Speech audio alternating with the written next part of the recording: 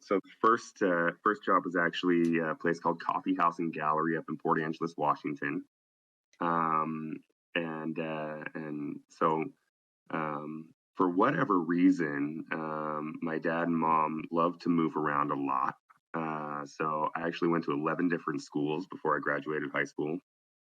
And they had moved to Port Angeles, Washington, and they had decided that they were going to move to Paulsbo. And I said I didn't want to go with them, so they let me move in with a friend. And I got a job at a place called the Coffee House and Gallery as a dishwasher. And obviously, 15-year-old kids can't make it on their own very often. So I moved back in with them down in Paulsbo, and that's where I went to work for Judith Goodrich. And um, as I mentioned earlier in the program, the culinary industry is an entry level industry. Almost anyone can get a job doing something in a restaurant or food service operation at some point in time. So I found myself as a dishwasher and worked myself up, worked my way up as a cook, and there was a point in time where I had gotten disenfranchised with cooking. I was working three jobs. I was working 18 hours a day. Um, I never had time off, and I had some friends who were doing commission sales and making more money than I and working less time than me. And so I said, you know what, I'm going to go do that.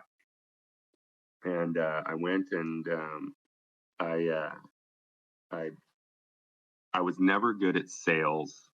I wasn't good at sales then because I felt like I was lying to people. I felt like I had to I had to tell them a story that wasn't genuine to who I was to try and get them to buy something. Um, and around this time, there was a cooking show on TV, and there wasn't Hell's Kitchen or Top Chef or Gordon Ramsay or anything like that. In those days, there was Julia Child, there was the Frugal Gourmet, there was Yan Can Cook, and there was a show called Great Chefs of the World that was on the Discovery Channel.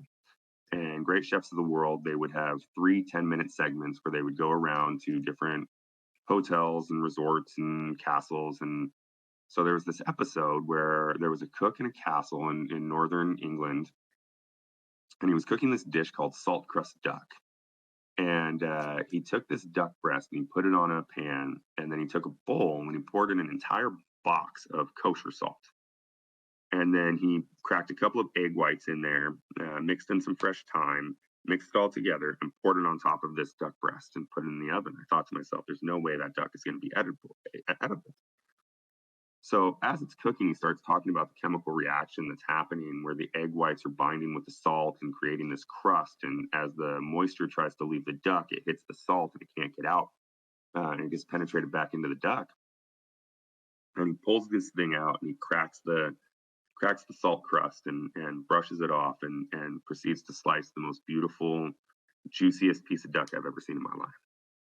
And it changed. That was the light switch moment for me as far as cooking was concerned. Um, it there was a there was a there was a science to it. There was so much more than just flipping burgers and throwing pizza dough. And so from there, I became voracious in how I wanted to learn.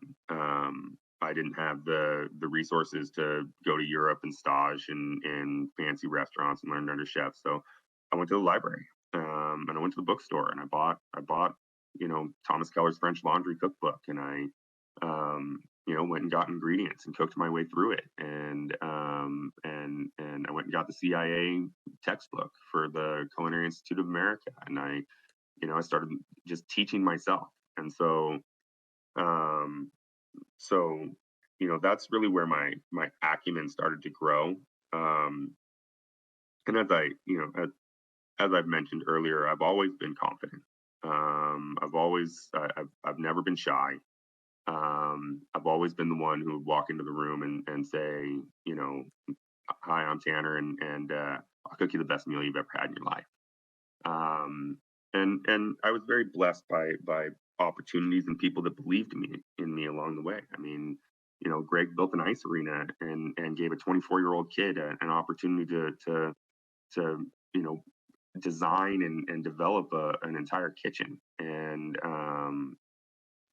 so, I had a lot of doors and opportunities open up to me. I owned my own restaurant, and it's the hardest I've ever worked for the least amount of money in my entire life. And so I learned a lot in that way. I'm very blessed now in the role that I'm in. I work for a single site, very high end retirement community in Tulsa, Oklahoma. It is called Montereau, and I am the chief culinary officer. So I oversee the programmatic development of the culinary program, and we do things that no other senior living community is doing. We run it.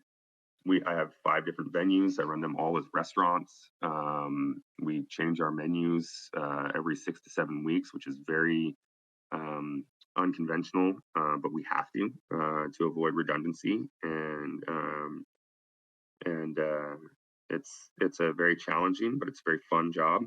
I work with some of the most incredible professionals that I've ever known in my life. And the majority of us all met in previous roles around the country. So it is the CEO that I work for. I work with him down in South Florida. And he has built an incredible team around him of professionals from all over the country. And yeah, I mean, the most important thing that I do now is I develop and train leaders. And I grow professionals.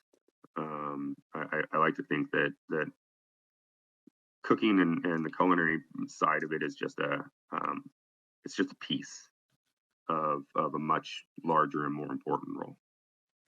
Tanner, can you repeat just your role, title, company, and is there a website we can just plug here? Yeah, so my role is Chief Culinary Officer. The community is called Montereau, and the website is www.montereau.net.